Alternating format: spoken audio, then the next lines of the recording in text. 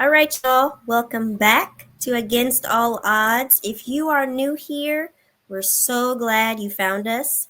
So make sure you hit that subscribe button because trust me, you don't want to miss what we've got coming every week. And to all of our regular viewers, welcome back to the team. We see you. And now it's time for a pretty cool segment we call Clear the Bench. Here's how it works. Cognac and I each have 2 minutes to speak our piece on some of the hottest topics in sports right now. So, all right, Cognac, you're up first. You ready? Ready? It's time to clear the bench. First topic NBA in season tournament, hit or miss. I want to say, it's a miss. I mean, yeah, I just feel like, people. Like your heavy market teams are not really in it. Like yeah, you got a Milwaukee, yeah, you had who else was it? OKC, you got teams like that, but then you're missing like maybe your Lakers, your Boston Celtics. It's not the same as that playoff hunt. Like why they just don't do it like like in college basketball, like invitationals or something, like just a bracketed off section of a tournament or something, not like a whole. Because like, what is this in tournament thing? What is the purpose of it? Like, if you win, what do you do? Like, there's nothing really major about it. It's never gonna. It's like you can win it, but don't win the NBA championship, and players are still going to feel like we didn't win the ship. So I feel like why? Just to give it TV more ratings. I mean, you're still gonna get the same rating. I ain't gonna say you're gonna get the same ratings, but you're gonna get ratings regardless. You're the NBA. Okay, so let's start with the basics. So each team has an opportunity to play in this, right? I personally think it's a hit because it makes things interesting mid-season. And last year the Lakers won the in-season tournament. I think they played the Pacers in the final game. So each team has an opportunity, and you win $1 million and you win a trophy. So it's not like it's the All-Star game where you just play for fun. Like you're actually playing for a trophy and some money. And bringing it to Vegas, I just feel like that's just top notch. It's just like summer league. Like why not play for something instead of just nothing? But I feel like the final four teams, they're really good. You got the Hawks, the Bucks, Rockets, and the Thunder. I feel like it's a perfect mix of veterans and rising stars because the Rockets and the Thunder, they have a small team, young team, 24 and under. And then you have the Hawks and the Bucks, which is a mixture of, all ages. I just feel like the Bucks have a lot to prove. Me personally, I just thought their season was done for because they didn't do well in the beginning, but they're starting to make some waves. I think it's Dame time. I think he's locked in and he's ready to move. So I'm actually really excited. I think the Rockets and the Thunder, they're definitely going to give everybody a run for their money because it's two high power teams. They're young, they got energy, they got stamina, so they're definitely going to give you a show. Hawks and the Bucks, that's going to be interesting because it's kind of the same mix, but it's a little different. They play basketball in different ways, so I'm excited. I think it's going to be fun. I love it. It just makes things more interesting. Our next topic is NBA Western Conference dominance.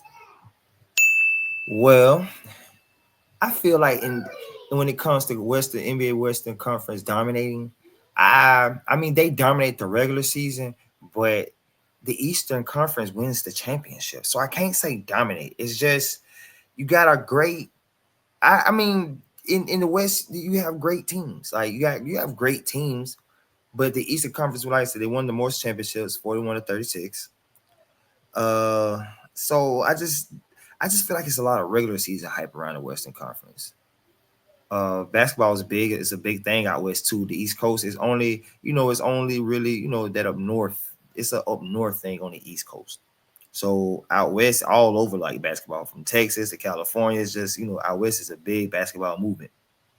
So I feel like that comes into play about why the Western Conference dominates. But uh, but it is always a dogfight over them. They do always have great they have great battles for the eighth seed. They really do. And then and that's another thing in the West. Their lower seeds, a lot of their lower seeds have won championships. I remember one year Dallas was a lower seed. When they beat the Miami Heat, it was a lower seed. So they have great lower seed battles. I say the Eastern Conference usually be set like 1 through 6, set well 1 through 7 is pretty much set. The eighth one is like a dog fight, but the 8, 7, and 6 seed out there in the West and the seeding, especially that Texas circle, amazing. That Texas circle is like what I like with Dallas, San Antonio. You can include OKC and if you would like, Phoenix. That look OK Corral is a it's a really great basketball to watch. Um, the LA teams have came, well, the LA Clippers have came up over the years, and that's another great thing too. So yeah, I feel like yeah, they got regular season dominance. So, like you said, they're really good during regular season because right now it seems like every team is kind of hot. OKC is leading the pack with 19 wins and 5 losses. I feel like Shy is a different breed. And anytime I think about him, I think of that interview he did after a game when the interviewer was like, "So, how do you remain consistent? Like, how do you keep your calm and all that?" And he says, "Well, my whole life is consistent from the food I eat to the time I go to sleep to when I come out to work. Like, I make sure everything's consistent so that way I show up as that same person every time." And I just feel like that's a dog mentality that you can't teach. But people can Yeah, definitely influence from it. And the rest of the team is feeling that black boy magic energy. I love it.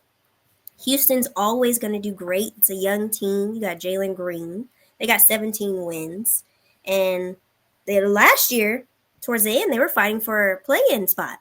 So right now they're number 2. And if they keep that up, that completely turned things around.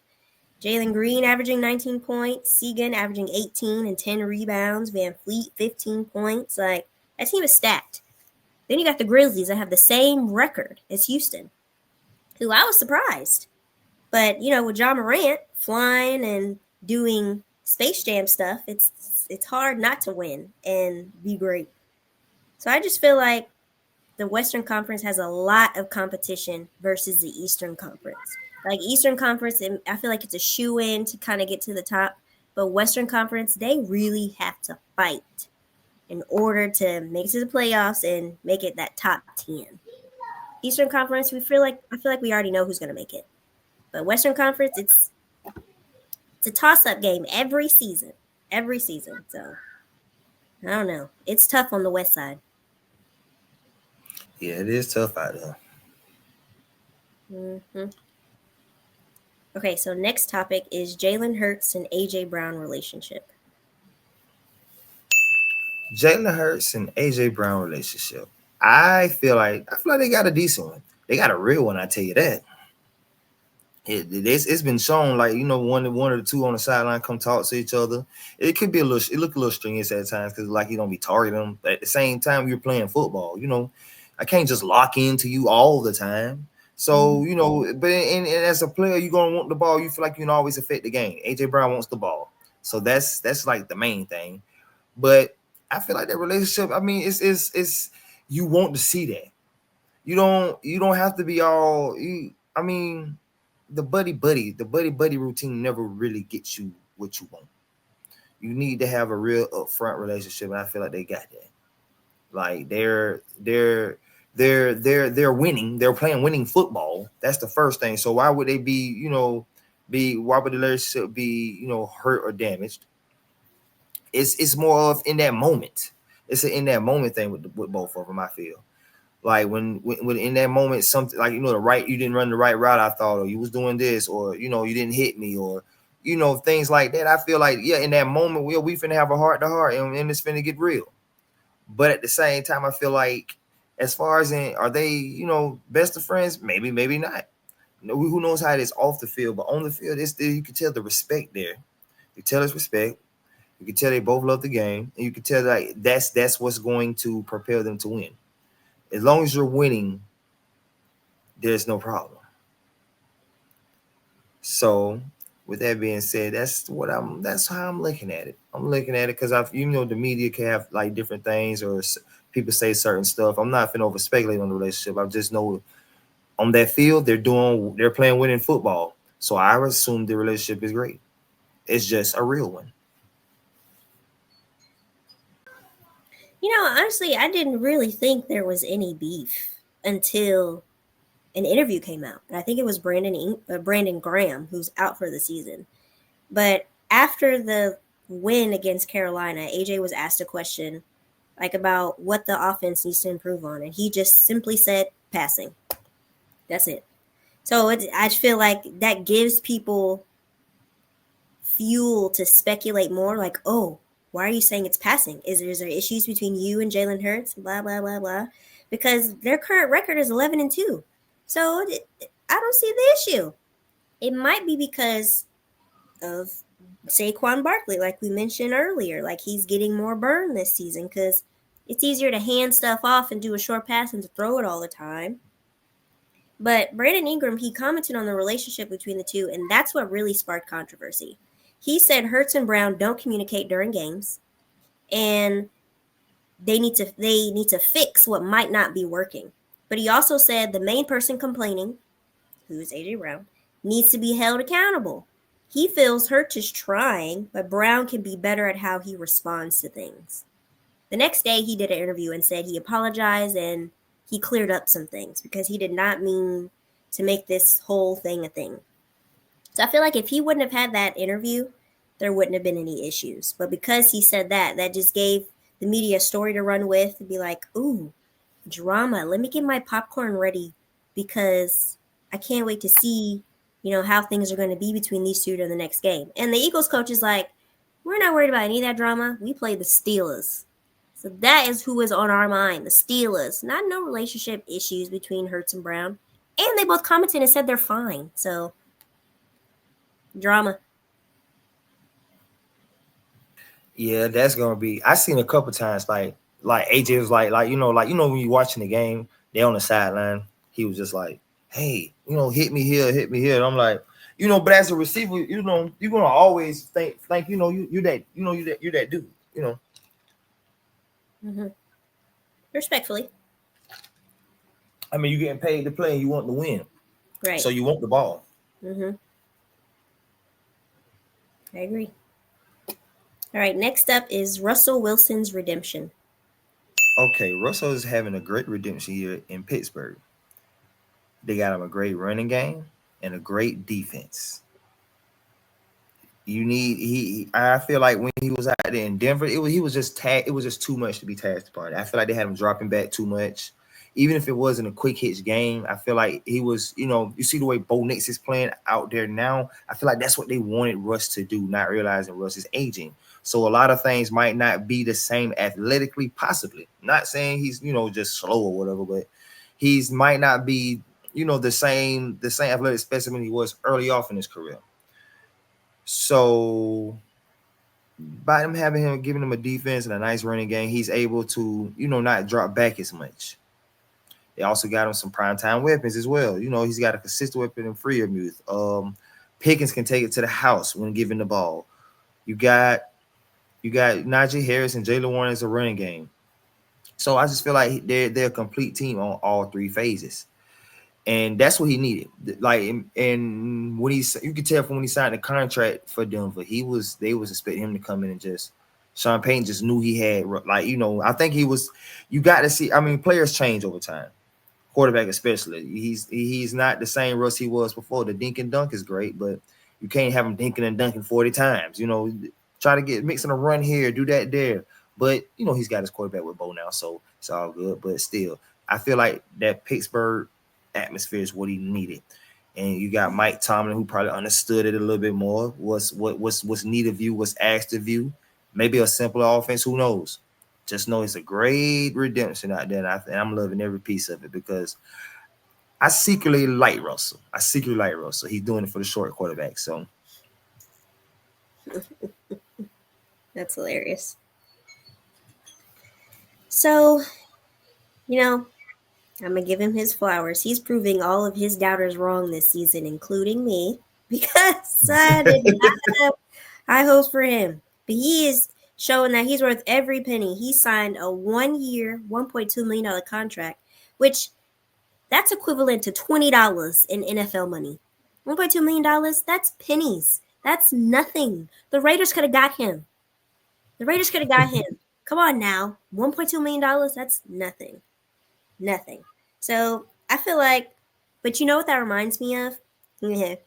There's a scene in Friday when Smokey's mom gave him $1. And she wanted him to give him cigarettes. And he's like, what am I supposed to do with this? It's like the $1.2 million. Make it work. And that's exactly what the Make it Steelers are doing, making it work in their favor.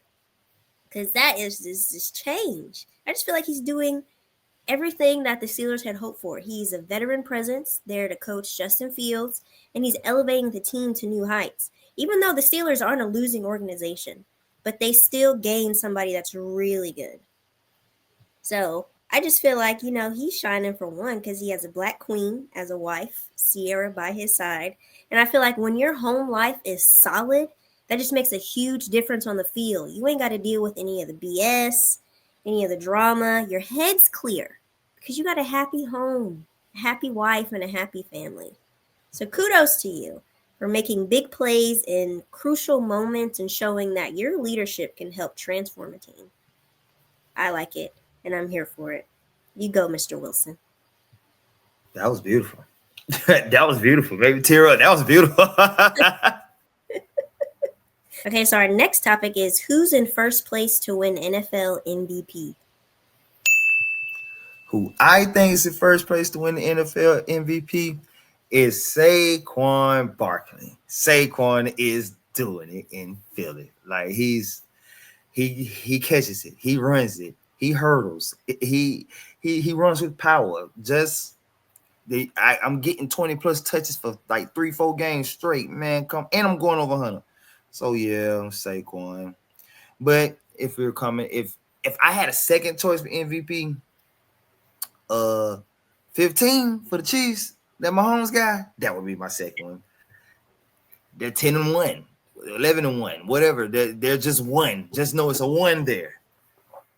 And it's been a lot of changes, but the one thing that remained constant is that 15. So I got to give it to him. Of course, 8. I like 8. Jared Goff is playing nice ball. But if we're talking about MVP, he was number 1. We're talking about Saquon. Just look. You can just look like how he single-handedly have an effect on that team. Just you can stack the box, not stack the box. It don't matter. But if I was, like I said, outside of Saquon, if I'm gonna give it to somebody though, it would be, man. I really want to give it to Mahomes because I've seen you. At one point, man, it was you lost a running back, you lost receiver, you was losing some pieces though. We went and got your Juju, he went down. You know what I mean? Just we was giving you pieces and you still remain constant.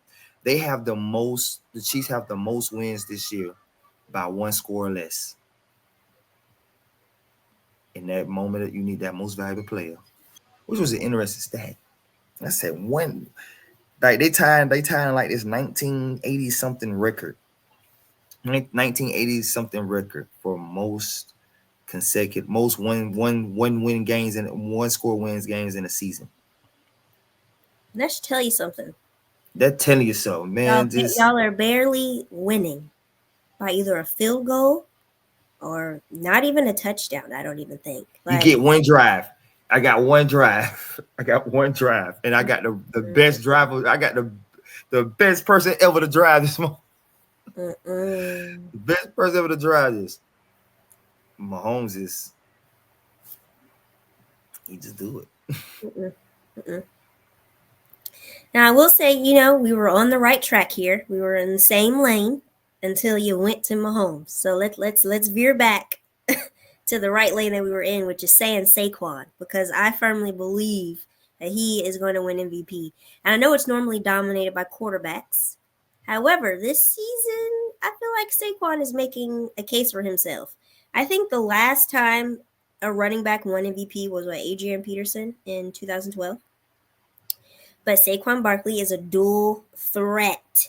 Like he already surpassed his single season rushing record, and now he's about to pass the all-time record of over 2,000 yards in one season. On November 24th, they play the Rams. He rushed 255 yards. I'll never forget that game because I was winning in fantasy and I lost by 1 point. That's because Saquon had about 30-something points. It was really upsetting. Really upsetting. So far, 9 games he rushed over 100 yards and has had 11 touchdowns so far. And let's not forget the game where he hurdled over a defender. Come on now, this is an NFL man video game. Like, give this man his award. They ain't doing that to Mahomes. They ain't doing that to Lamar Jackson. They're doing that to Saquon because he's that guy. So, that's my pick for MVP. He's just good. Just going to the Eagles is the ultimate slap in the face to the Giants because y'all didn't want to pay me. Bet I'll go somewhere where I'm appreciated. Bye. And in the same division. See ya. Yeah, that's what he pretty much did. Same division. Like, what? Y'all don't want to what? What?